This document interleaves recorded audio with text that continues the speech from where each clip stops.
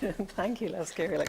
And thank you, Minister, for being here today and taking the time with us. And I echo the thanks expressed by my fellow senators here today for all of the frontline workers, particularly in this area.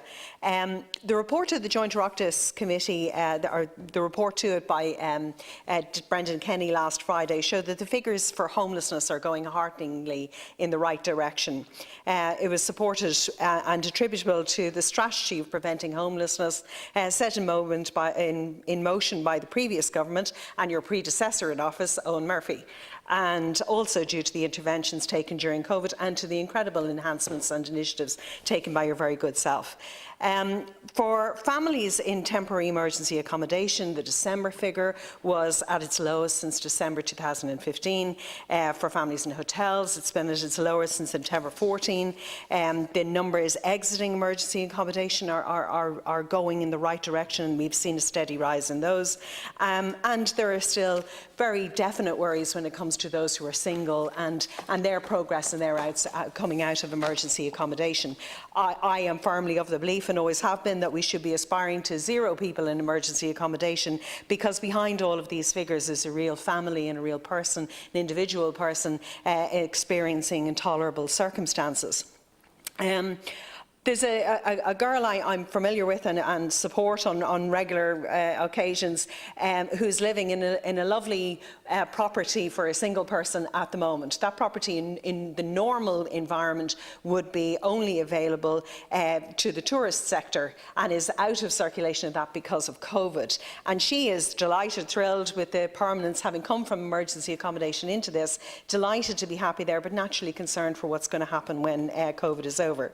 Last August, daft.ie published figures for the number of properties, and while sales were down, rental properties were at an extraordinary high, with 41% more across the nation and 92% more rental properties in Dublin alone. And that being attributable to the fact that Airbnb wasn't a viable opportunity for earning money for property holders, particularly in Dublin, and so that supply was released out to the rental market. And I suppose we saw the implementation of planning restrictions around the Airbnb under your predecessor, but I'm asking you, Minister, to consider that we need to put in a very robust incentive to keep those properties within the rental market and so enhance supply, or else a disincentive to put them back into Airbnb, and to look at strengthening the planning permission or looking at tax disincentives of some sort.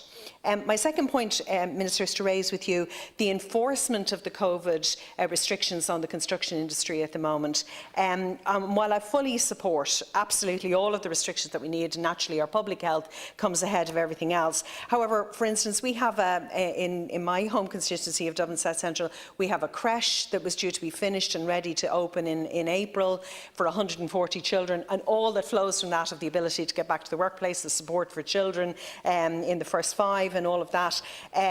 But they can't finish that, so that's not going to happen on time. I have another family who have a child with special needs. They need to convert the office up into the attic. They were about 10 days off finishing, and the building work won't come on site. Naturally, however, as I go out for my morning walk, I see other properties that are being done up. So there does seem to be a little bit of either discretionary application and enforcement, or there is a loose understanding of the rules. So I would ask, I believe that you're set to do another set of statutory instruments in this regard, and perhaps the tightening up or the restraint of discretion on behalf of the Gardaí or whoever is doing the interpreting here may be in order, just to review that, please.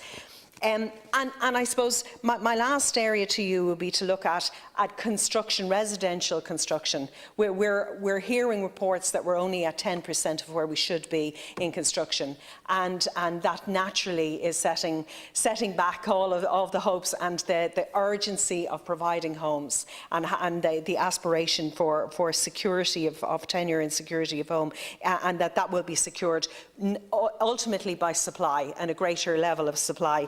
And so I suppose I would urge you, Minister, to consider, we have the likes of the National Children's Hospital. That site is working and operating because there's antigen testing going on there, and that perhaps it is in order for the opening of construction to look at mandatory antigen testing across the construction industry, to ensure that residential is prioritised and opened up as soon as it possibly can be. Thank you very much.